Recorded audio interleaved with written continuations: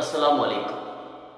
சென்ற வீடியோவில் மறுமை நாளில் ஏற்படக்கூடிய அடையாளங்களில் பூமியிலிருந்து வெளிப்படக்கூடிய தாபத்துல் அருள், அதாவது அதிசய பிராணி, இது உலக கியாம நாளில், உலக அழியக்கூடிய முடிவு நாளில் நடைபெறக்கூடிய 10 பெரும் அடையாளங்களில் இந்த பிராணியின் வருகை என்பது ஒரு அடையாளமாக இருக்கிறது.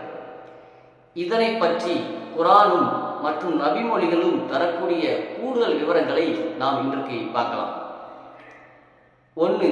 அதனுடைய வருகை எப்போது வரும் என்ற கேள்விக்கு இறைவன் விதித்த அந்த இறுதி நேரம் நெருங்கும் போது மனிதர்கள் எல்லாம் என்ன செய்வாங்களாம், நன்மைகளை ஏவி தீமைகளை தடுப்பதை கைவிட்டு விட்டு மக்கள் எல்லோரும் ஈவானில் பலவீனமாக இருக்கக்கூடிய நேரத்தில் இந்த பிராணி பூமியிலிருந்து வெளிப்படும்.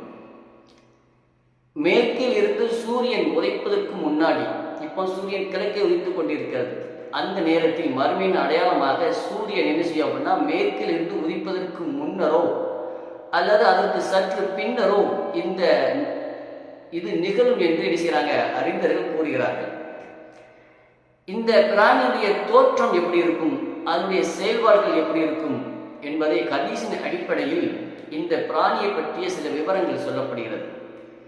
இந்த அதிசய பிராணி இது ஒரு விசித்திரமான படைப்பு. சாதாரண விலங்குகளைப் போல் இல்லாமல் இது என்ன செய்யுமா, மனிதர்களிடம் தெளிவாக பேசும்.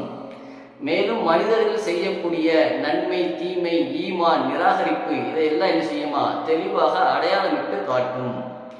இந்த பிராணி தன்னிடம் இருக்கக்கூடிய அது 2 அடையாளங்களை வைத்திருக்கும். மூசா அலைஹிஸ்ஸலாமுடைய தடியையும் வைத்திருக்கும், சுலைமான் அவர்களுடைய முத்திரை பதித்த மோதிரத்தையும் என்ன செய்யும், இந்த விலங்கு வைத்திருக்கும். இது என்ன செய்யும் அப்படின்னா, மூசா அலைஹிஸ்ஸலாமுடைய தடியால் நம்பிக்கையாளர்களுடைய, அதாவது முஹ்மின்களுடைய முகத்தில் ஒரு அடையாளம் இருக்கும்.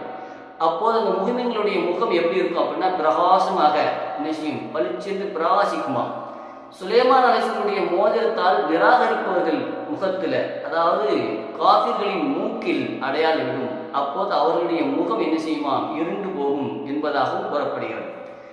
3வதாக குரான் கூறக்கூடிய அதனுடைய பேச்சு எப்படி இருக்கும் என்று அல்லாஹ் 82வது வசனத்தில் சொல்லி காட்டுகிறான்.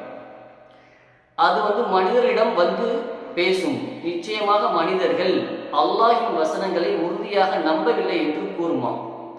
அதாவது இனிமேல் திருந்துவதற்கு வாய்ப்பே இல்லை, காலம் கடந்துவிட்டது என்பதை அது என்ன செய்யும், அந்த நேரத்தில் உறுதிப்படுத்தும். இதில் அடுத்து இருக்கக்கூடிய முக்கியமான அம்சம் என்ன அப்படின்னா, 4வதாக இருக்கக்கூடிய முக்கியமான அம்சம், இந்த பிராணி என்பது பூமியிலிருந்து வெளிவந்த